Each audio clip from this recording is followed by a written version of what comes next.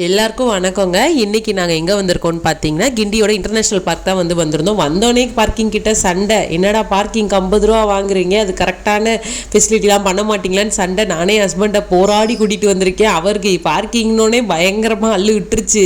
என்னடா பார்க்கிங்க்கே சண்டை விட்டுட்டு இருக்காங்களே, இப்படி திரும்பி போயிடுவோமா அப்படின்ட்டு இருந்தார். கஷ்டப்பட்டு வற்புறுத்தி இந்த பார்க்குக்கு கூட்டிகிட்டு வந்தாச்சு. இங்கே ஒரு ஆளுக்கு 60 ரூபா சார்ஜ் பண்ணுறாங்க. குட்டி பிள்ளைங்களுக்கெல்லாம் 5 வயசுக்கு மேலே தான் டிக்கெட்டு, அதுக்கு முன்னாடி டிக்கெட்ஸ் கிடையாது. முன்னாடி கிண்டி பார்க்கோட லே அவுட் போட்டிருந்தாங்க. அதை ஃபுல்லாத்தையும் பார்த்த உடனே ஃபஸ்ட்டு நம்ம பார்த்த விலங்கு என்னன்னு பார்த்தீங்கன்னா மானு. அதுலேயே ஹஸ்பண்ட் பயங்கர எக்ஸைட் ஆகிட்டாரு. மானை பார்த்துட்டேன் அப்படி இப்படின்னு சொல்லிட்டு, சரி வந்தது ஒருத்து தான் அப்படின்னு சொல்லிட்டு ஒரு அனிமல்லே சொல்லிட்டாரு. சரி நம்ம இன்னும் நிறைய அனிமல்ஸ் பார்க்க வேண்டியது இருக்குது அப்படின்னு சொல்லிட்டு பக்கத்தில் போய் பார்த்தா தான் தெரியுது எல்லா அனிமல்ஸும் பயங்கர தூரமாக வச்சுருந்தாங்க. எனக்கு வேறு கண்ணு தெரியலை, எங்கே இருக்குன்ட்டு ஃபோனில் ஜூம் பண்ணி பார்த்துட்டு இருந்தேன். ஏன்னா அவ்வளோ தூரத்தில் இருக்குது. ஆக்சுவலாக நீங்கள் பார்க்குறது பறவைகள் தான் அங்கே இருக்காங்க. அந்த பறவைகள் இவ்வளோ தூரத்தில் வச்சுட்டு நம்ம கண்ணு காட்டினா எப்படி தெரியும்? ஆக்சுவலாக அது பார்த்திங்கன்னா கொக்கு மாதிரி, கொக்கு தான், டிஃப்ரெண்ட் டைப்ஸ் ஆஃப் கொக்கு இருந்துச்சு. வாய் நீளமாக, வாயெல்லாம் பேனு தொங்க போட்டுக்கிட்டு அந்த மாதிரி கொக்கெல்லாம் ஃபர்ஸ்ட் டைம் பார்க்குறேன். ஆக்சுவலாக ரொம்ப நாளைக்கு முன்னாடி வண்டலூர் ஜூவில் பார்த்துருக்கேன். அதுக்கப்புறம் இங்கே தான் பார்த்தேன். என்னடா அந்த பக்கம் கூட்டமாக இருக்காங்களே ஒரு கொகைக்குள்ளே, வாங்க அங்கே போய் பார்ப்போம் அப்படின்னு சொல்லி போய் பார்த்தா தான் தெரியுது அது ஃபுல்லாமே கம்ப்ளீட்டாக பாம்பு தான் வச்சுருந்தாங்க.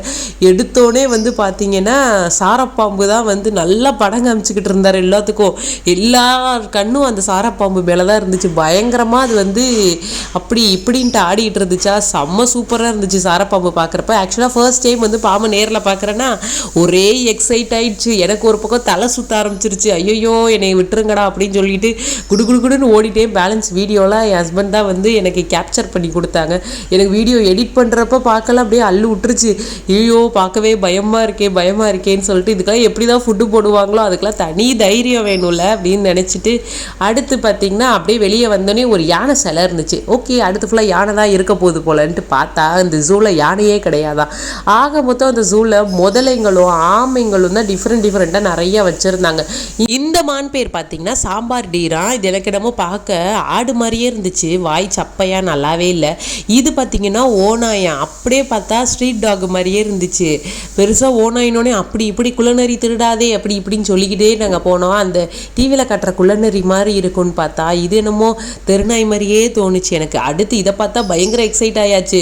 ஒயிட் பீகாக் ஃபர்ஸ்ட் டைம் பார்க்குறோம். வண்டலூர் ஜூவில் கூட நான் அதை பார்த்ததில்லை. பயங்கரமாக இருந்துச்சு, 4-5 இருந்துச்சு. அவ்வளோ க்யூட்டாக இருந்தாங்க நேரில் பார்க்குறதுக்கு. என் பொண்ணு பயங்கரமாக அதை கோழின்னுட்டு இருந்தா.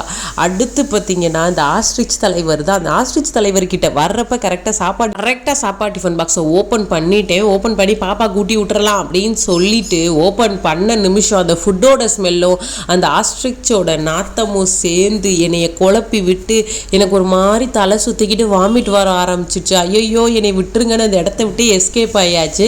கரெக்டாக குரங்கு கிட்ட போயிட்டோம். குரங்கு பக்கத்தில் நின்று ஒரு அக்கா செல்ஃபி எடுத்துகிட்டு இருந்தாங்க. குரங்கு கையை வெளியே விட்டு அந்த அக்கா முடிய தரன்னு உள்ளே பிடிச்சிட்டான், நறுன்னு இழுத்து விட்டுருச்சு. பாவமாக போச்சு அந்த அக்கா பார்க்க. எல்லாரும் அங்கே நிற்கிறவங்க ஐயோன்னு கத்தி அந்த அக்கா ஒரு வழியாக காப்பாற்றிட்டாங்க. நான் வேற அதுக்கு அது கொடுக்குறேன் இது கொடுக்குறேன்னு பண்ணை பிச்சு கையை நீட்டி கொடுத்துட்டு இருந்தேன். செம்ம க்யூட்டாக வாங்கிட்டு இருந்துச்சு. அப்புறம் பார்த்தீங்கன்னா குரங்கு எப்படியோ எஸ்கேப் ஆகி வெளியே வந்துருச்சு. நாம் அந்த இடத்த விட்டு எஸ்கேப் ஆயிடும்டான்னு சொல்லிட்டு தள்ளி போய் பார்த்தா முதல்ல ஆணு வாயை திறந்தே வச்சிருக்குது. உயிரோடு இருக்கா இல்லையான்னு பார்த்தா நிறையா முதல்ல ஆணே வாயை திறந்தே வச்சிருந்துச்சு. எங்களுக்கு பார்க்க பயமாக போச்சு. ஐயோ இது என்ன ஆணு திறந்தே வச்சிருக்கு, இது வேற நமக்கு ரொம்ப க்ளோஸாக இருந்துச்சா, ஒரே பயமாயிட்டு தள்ளி வந்துட்டோம். அப்புறம் ஆமைகள்லாம் என்னமோ அது நகராமல் அப்படியே இருந்துச்சா, அது பெருசாக ஒன்றும் பார்க்குறதுக்கு நமக்கு ஒன்றும் புரியலை, ஒன்றும் அதை பற்றி நமக்கு ஈர்ப்பே வரலை. சரின்னு சொல்லிட்டு சும்மா என் பாப்பா அதை கல்லுன்னு நினச்சிக்கிட்டா.